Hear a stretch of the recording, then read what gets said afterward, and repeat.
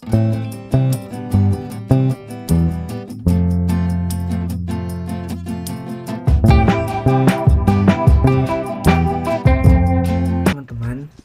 kali ini kita akan bahas topik tentang bentuk fungsional model regresi. Sumber yang dipakai dari materi ini yaitu buku Damodar and Gujarati. First of all, teman-teman harus tahu nih bentuk fungsional dari model regresi, yang mana setiap bentuk fungsional ini memiliki kegunaan dan interpretasi yang berbeda tergantung pada konteks masalah yang sedang diteliti. Terus cara mengukur elastisitasnya bagaimana nih? Nah teman-teman, sebelumnya perlu tahu nih bentuk fungsional dari model regresi linearnya. Bentuknya yaitu Y sama dengan beta 0 ditambah beta 1 ln atau logaritma natural dikali nilai dari X ditambah U. Untuk lebih jelasnya, teman-teman bisa lihat dua gambar ini nih. Dari gambar kurva, kita bisa tahu bahwa koefisien kemiringan B2 mengukur elastisitas Y terhadap X, yaitu persentase perubahan dalam Y untuk persentase kecil tertentu, perubahan yang diberikan kecil di dalam X. Artinya secara simbolis, jika kita membiarkan delta Y untuk perubahan kecil dalam Y dan delta X untuk perubahan kecil dalam X, kita dapat mendefinisikan koefisien elastisitas atau E sebagai rumus E sama dengan persentase perubahan Y per persentase perubahan X. Selanjutnya adalah perbandingan regresi linear dan log linear model. Alasan mengapa kita tidak dapat membandingkan kedua nilai R2 ini tidaklah sulit untuk dipahami. Menurut definisi, R2 mengukur proporsi variasi dalam variabel dependen yang dijelaskan oleh variabel penjelas. Kemudian regresi log linear ganda. Model log linear dua variabel dapat dengan mudah digeneralisasikan ke model yang mengandung lebih dari satu variabel penjelas. Model regresi log linear ganda adalah metode statistik yang digunakan untuk menghubungkan beberapa variabel independen dengan variabel dependen menggunakan fungsi logaritmik. Model ini dapat digunakan untuk menganalisis hubungan antara variabel yang kompleks dengan memperhitungkan pengaruh gabungan dari variabel-variabel independen terhadap variabel dependen. Rumus yang digunakan adalah in y i sama dengan b1 ditambah b2 in y x2i ditambah b3 in y x3i ditambah ui.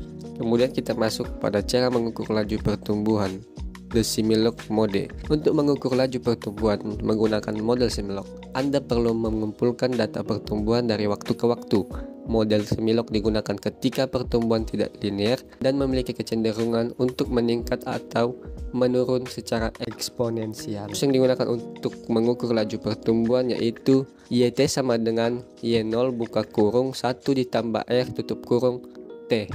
Model limlog ketika penjelasan variabel adalah logaritma. Model ini merupakan model regresi yang digunakan ketika variabel penjelas atau independen ini diubah menjadi skala logaritma. Dalam model ini, variabel penjelas itu diubah menjadi logaritma alami, IN atau logaritma basis 10 log 10. Secara sistematis dapat dinyatakan sebagai YT sama dengan beta 1 ditambah beta 2 IN X2T ditambah UT. Berikutnya ada model timbal balik. Model-model timbal balik atau reciprocal models ini itu merujuk pada kerangka kerja atau teori yang mengakui dan menggambarkan interaksi timbal balik antara dua atau lebih variabel atau konsep dalam suatu sistem. Nah, konsep ini itu memperhitungkan bahwa perubahan dalam satu variabel atau bagian dari sistem ini dapat berdampak pada variabel lainnya. Begitupun sebaliknya, secara sistematis dapat dinyatakan sebagai YI sama dengan beta 1 ditambah beta 2 dikali 1 per XI ditambah UI. Berikutnya ada model regresi polinomi.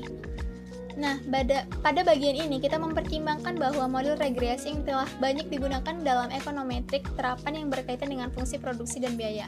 Kalau kita lihat gambar di samping, ini menggambarkan total biaya produksi sebagai fungsi output serta kurva biaya marginal dan biaya rata-rata yang terkait.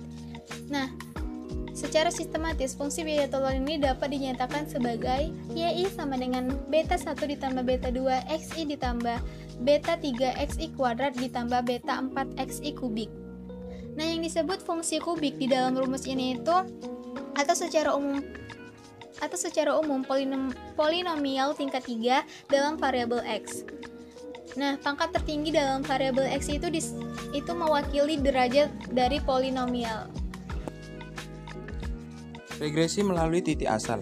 Ada kalanya model regresi mengambil bentuk berikut, yang kami ilustrasikan dengan model dua variabel. Meskipun generalisasi terhadap model regresi berganda sangatlah mudah, yaitu YI sama dengan B2XI ditambah UI. Catatan tentang skala dan regresi unit. Variabel ekonomis atau tidak dinyatakan dalam berbagai satuan pengukuran. Misalnya, kita dapat menyatakan suhu dalam Fahrenheit atau Celsius. PDB dapat diukur dalam jutaan atau miliaran dolar. Apakah hasil regresi sensitif terhadap satuan pengukuran? Jawabannya adalah ada hasil yang positif dan ada pula yang tidak untuk menunjukkan hasil ini. Perhatikan data yang diberikan pada tabel 5-10. Pengukuran pada variabel standardis. Kita telah melihat pada bagian sebelumnya bahwa unit-unit yang digunakan untuk mengukur variabel dependen atau Y dan variabel-variabel penjelas atau X mempengaruhi interpretasi koefisien regresi. Hal ini dapat dihindari jika kita menyatakan semua variabel sebagai variabel terstandarisasi. Sebuah variabel dikatakan terstandarisasi jika kita mengurangi nilai rata-rata variabel dari nilai individualnya dan membagi perbedaan dengan deviasi standar dari variabel tersebut.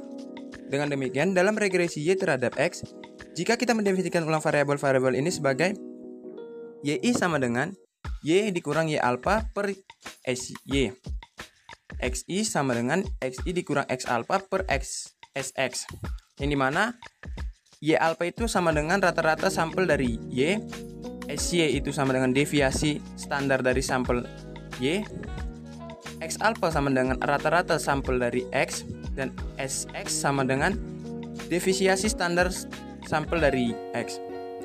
Sekian pemaparan dari kelompok kami. Terima kasih.